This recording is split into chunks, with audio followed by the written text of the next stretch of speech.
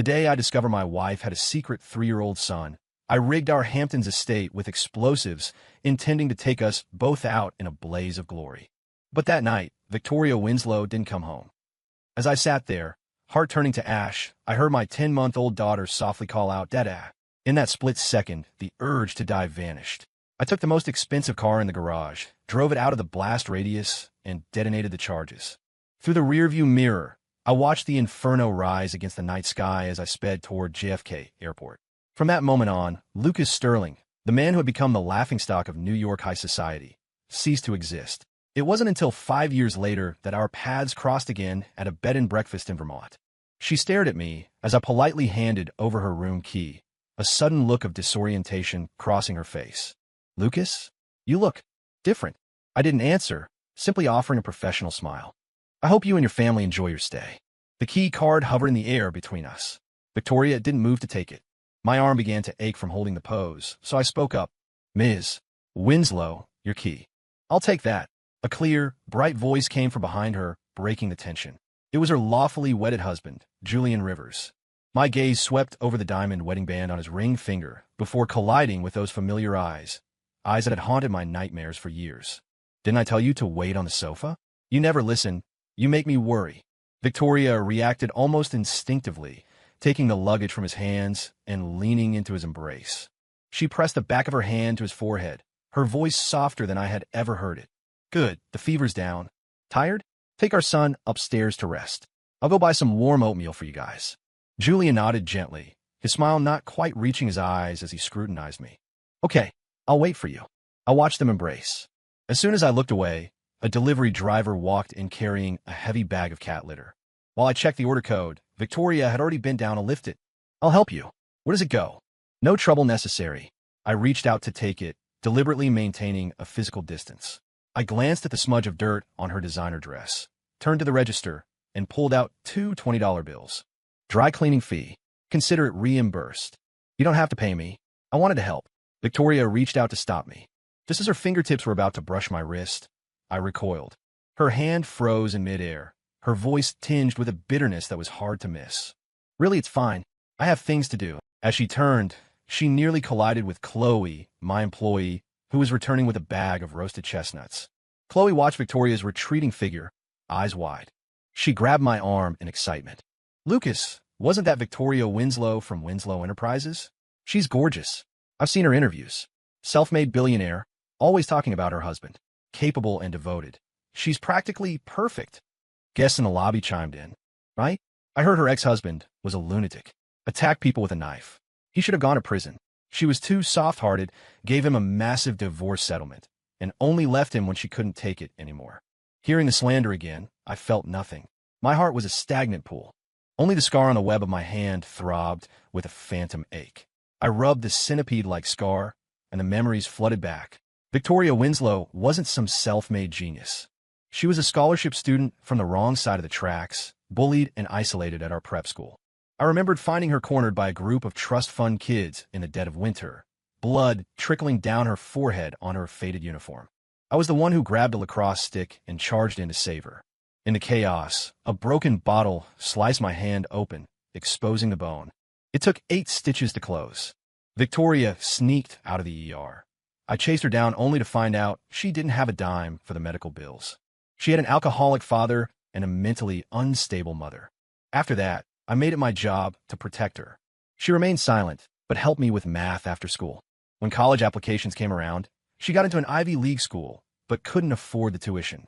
I begged my father to sponsor her, supporting her all the way through her internships.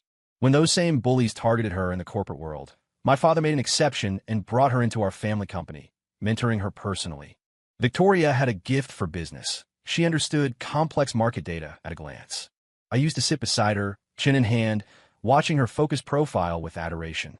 My father saw through me. Even knowing Victoria only felt gratitude, he funded her startup after graduation. Within a year, Victoria had secured her footing in New York.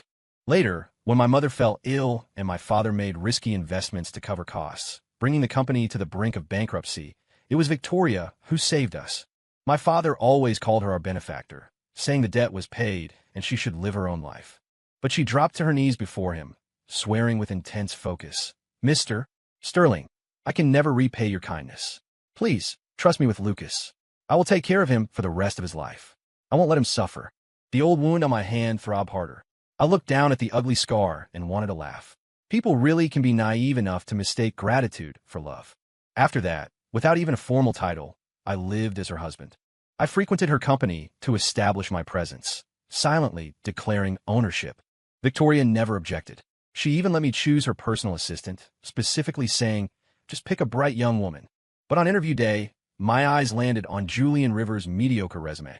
Not because of his single, no-kids status, but because his eyes looked exactly like Victoria's late mother's. Her mother, in her lucid moments, was the only light in Victoria's dark childhood. So, without asking, I hired Julian. When Victoria saw him, she lost her composure and teared up. That night, she held me, trembling, whispering thanks. I felt for her. I invited Julian over for dinner often, creating opportunities for them to bond. I thought I was helping her heal. I didn't know I was digging my own grave. The crowd dispersed, and I snapped back to reality, habitually picking up a framed photo of my daughter to wipe away dust. Chloe munched on a chestnut and asked, Lucas, roasted chestnuts are so good. Why do you never eat them? My hand froze. The memories drowned me. My mother and I loved chestnuts. Every winter, Dad would bring home a hot paper bag of them. Mom would peel them, blow on them to cool them down, and feed me. The year Mom was dying, in a moment of terminal lucidity, she asked for chestnuts. Dad drove to get them. Halfway there, he got the call that she was crashing. In his panic, he sped, hydroplaned into an oncoming truck, and died on impact. That bag of hot chestnuts was stained with his blood, scattered across the asphalt. In that snowy winter, I lost the parents who loved me most on the same day. Chloe's eyes reddened. She moved the bag away, her voice dropping to a whisper. Lucas, I'm so sorry. Don't be sad. Lily and I will always be here for you. Lily's school is out soon. Maybe we can go for a walk in town tonight. She trailed off, staring at the photo of my daughter, jaw dropping. Lucas, Lily's missing, Mom. It couldn't be. I nodded, confirming it. Chloe hesitated, then asked softly, her eyes full of pity. Then those rumors. Lucas, how much did you have to suffer? I paused, my nose stinging at her concern, but the feeling passed. I smiled. Actually, we did have a few sweet years. The day my parents died, Victoria proposed to me. She brought a lawyer, signed over all her shares to me. She knelt on one knee, swearing she'd give me a new home, protect me forever, begging me to stop crying because it broke her heart. She handled the funeral when I collapsed from grief. We got a marriage license.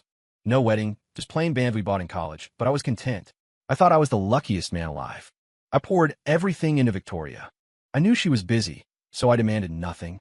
If she worked late, I left the porch light on. If she traveled, I packed her bags. And for a while, she didn't disappoint me. She was obsessed with me, her devotion the envy of the city. Billboards in Times Square once flashed her confession, I love Lucas Sterling. Just as I drowned in her love, finally letting go of my grief, the news of her affair with Julian hit the trending topics. The man I considered a brother was hugging and kissing her in the garden of a revolving restaurant. It was my birthday. I had cooked a table full of her favorite dishes, waiting all night in the suit she bought me. She answered every call, soothing me. I'm at a business dinner, be good, I'll be home soon. Julian had even used his bonus to buy me a watch, with a note. Happy birthday to my best brother. I thought I had the world. I didn't know the two people I trusted most were holding the knives. The moment I saw the news, I drove out like a madman. Tears blurred my vision. I nearly rear-ended two cars. I didn't care. I just wanted answers. When I reached the restaurant, I saw Julian gentlemanly opening the car door for Victoria. I slammed my brakes and charged at them. Victoria instinctively stepped in front of Julian, her eyes icy, asking without a shred of guilt, Lucas, what are you doing? Julian peeked out from behind her, greeting me with that same gentle facade. Around his pale neck hung the Sterling family heirloom necklace, the one I loved but never dared to wear. Right next to the necklace, a dark red hickey stung my eyes. I lunged at him like a lunatic, throwing punches, screaming, I treated you like family. Why would you betray me? Julian sobbed, gasping for air, shrinking behind Victoria, but his eyes gleamed with provocation. Victoria shoved me hard. She checked Julian with panic on her face, cooing at him as he wept. I lay on the pavement, clutching my abdomen where the surgical incision from days ago, when I took a knife for her during a mugging, ripped open. I watched them embrace, my heart suffocating. When Victoria finally turned to yell at me, she saw the blood soaking my shirt. I was hospitalized. She sat by my bed, looking as deeply concerned as she used to, apologizing over and over. Lucas, I'm sorry. I was wrong. I promise I'll never hurt you again. I slapped her. I kicked and screamed, calling her names, cursing her. Victoria took it silently, eyes red. Calm down. Your health comes first. But I wasn't done. I screamed that I'd make Julian pay. That was when Victoria snapped. She slapped me across the face, her voice deadly cold. Lucas Sterling, you touch him, and I will make you wish you were dead. Seeing her protect the other man, the hate in my heart exploded. After that day, Victoria stopped visiting. She began parading Julian around town. My phone filled with photos of them in bed, sent by anonymous numbers mocking me. I smashed up our marital home, shredded everything related to her, and burned our wedding albums. When I recovered, I used my father's old connections to blacklist Julian across the industry and expose the affair. For a moment, Julian was a pariah, and Victoria lost major contracts. She went insane with revenge. She locked me in a hotel suite for months, tied me to the bed, and forced herself on me while a camera recorded everything. She blurred her own face and leaked the videos of me losing control to the internet. The scandal shifted instantly. Julian was the victim. I was the laughingstock, the degenerate husband. Everyone who used to flatter me cut ties overnight. My father's struggling legacy company lost its last client and went bankrupt. The day my reputation was completely destroyed, she released me. My accumulated hatred erupted. I took a knife to her office. I slashed Julian and cut Victoria's arm. While I was screaming in a frenzy, Victoria sat down and signed a contract selling my father's company for pennies on the dollar, right in front of me. My father's life work was destroyed in seconds. I begged her to stop, bringing up everything my father did for her, trying to find a scrap of conscience. Victoria looked down at me with pure scorn. Lucas, I paid back your family's little favors the day I saved the company. You dare hurt Julian? I'll take my time destroying you. That same day, I saw their son, Jace. I realized their relationship had started the moment I hired Julian.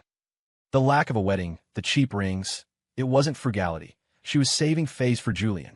Even the public love letters were a smokescreen Julian orchestrated to keep me blind while they played house. I was the clown they had toyed with for years. My heart was past breaking. Only hate remained. That night, I planted the bombs. But in the end, looking at my daughter, I couldn't do it. I faked my death and vanished. Chloe was sobbing by the time I finished the story. I wiped her tears and went to the door to meet the school bus. Chloe followed, voice raspy, cursing Victoria. But just as I took Lily's small hand, I turned and collided with a familiar gaze. Victoria dropped her cup of oatmeal. Her pupils constricted as she stared at my daughter. This child, whose is she? I pulled Lily behind me, my eyes cold. This is my daughter. She has nothing to do with you, Ms. Winslow. Your husband and son are waiting upstairs. Don't keep them. Victoria tried to step forward, but Chloe lunged like a feral cat, shoving her back.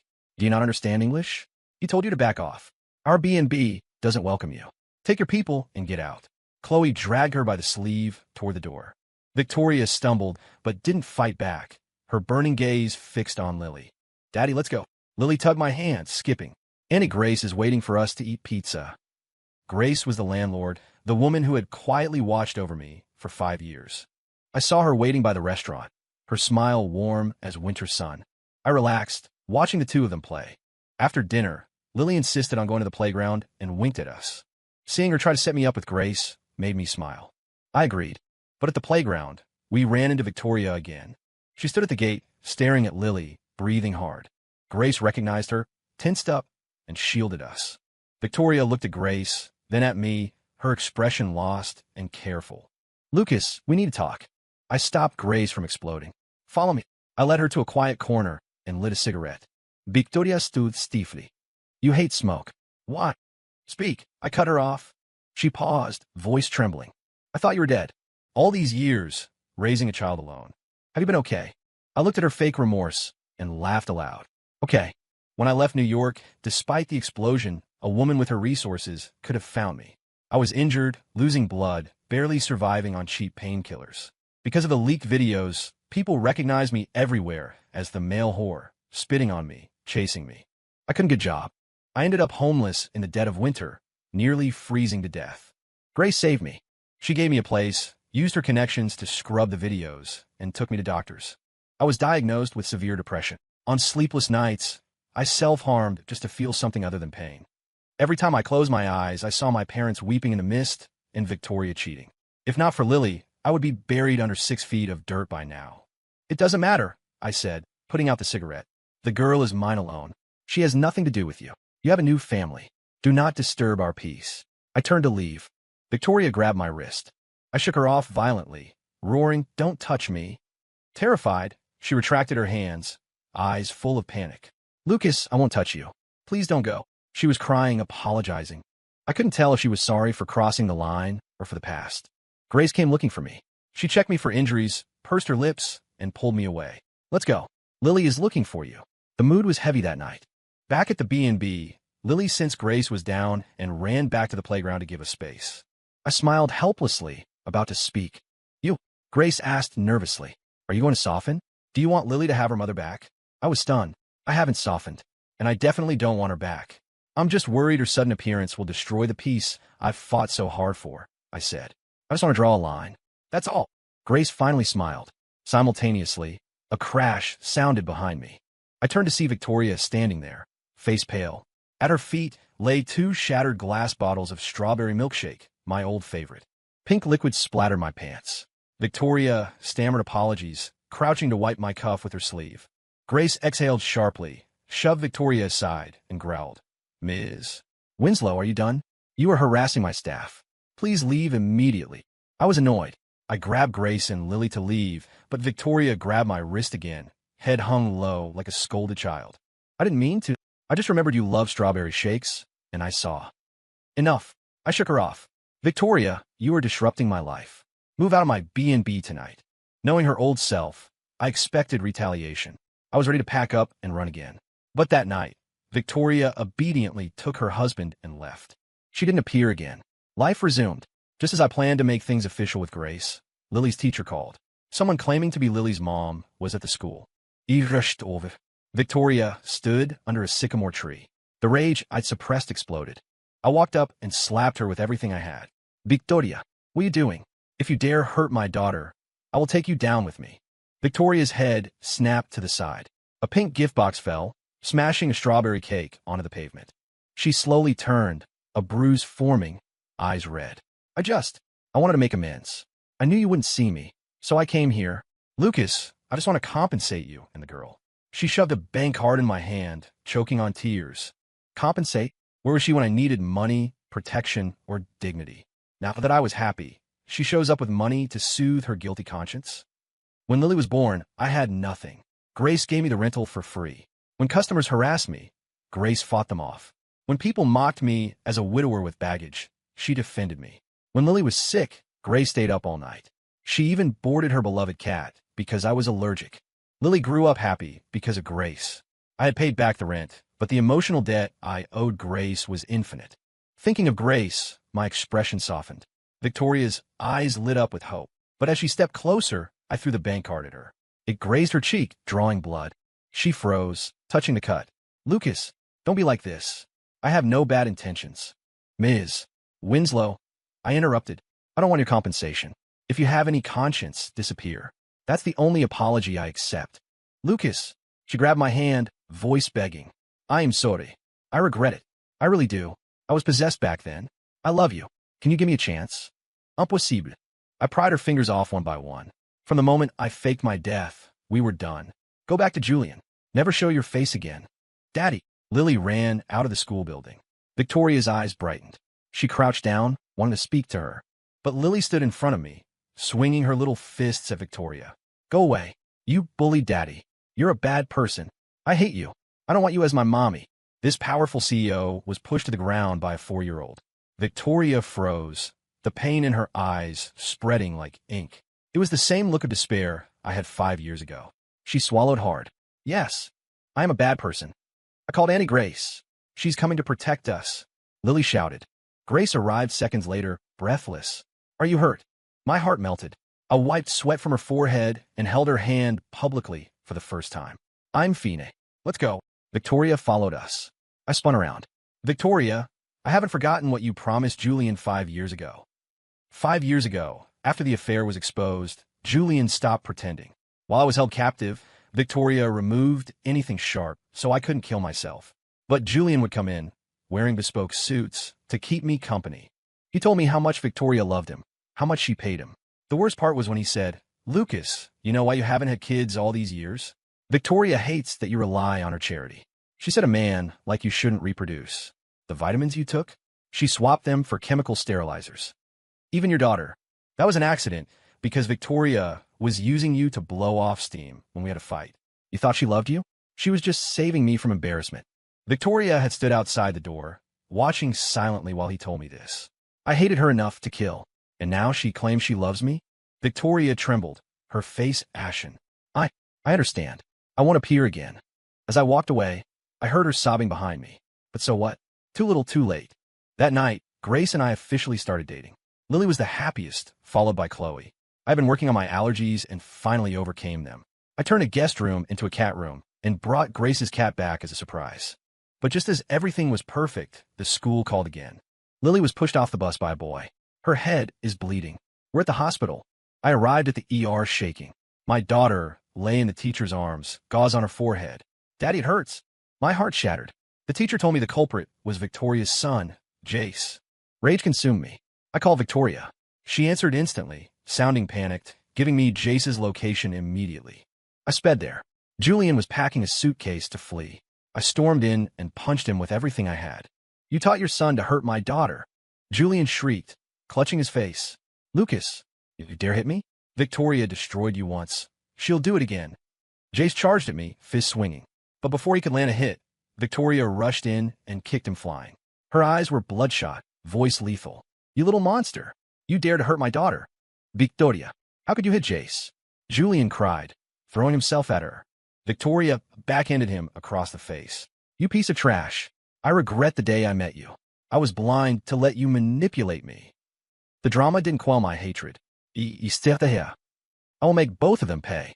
She nodded, looking only at me, asking if I was hurt. That day, Victoria personally sent her own son to a juvenile detention center, a reform school with a 5-year mandatory stay. Julian fainted from grief, then woke up kneeling at my feet, begging for mercy. He looked exactly like I did 5 years ago. I felt nothing but grim satisfaction. Later, I heard Victoria divorced Julian, leaving him with nothing. He went mad from the sudden poverty and shame. Victoria ended up in a psychiatric facility. She tried to visit Lily a few times, but Chloe chased her off. Eventually, she stopped coming. Instead, she slipped a bank card under the counter with a note. "I'm sorry." I kept it, intending to give it to Lily when she turned 18. A year later, Grace and I had our wedding. It wasn't grand, but it was warm, the happiness I had always wanted. That day, an anonymous transfer of $10 million hit my account. Note, "I'm sorry." I knew who it was. I didn't return it. I donated it all to charity in Lily's name. 2 years later, Grace gave birth to our second child. That same day, I saw the news. Victoria Winslow, CEO of Winslow Enterprises, died in a climbing accident on a snowy mountain. She was 35. She died on the same mountain trip she had promised to take me on years ago, but never did. Gone like the wind. We never saw each other again. Story complete.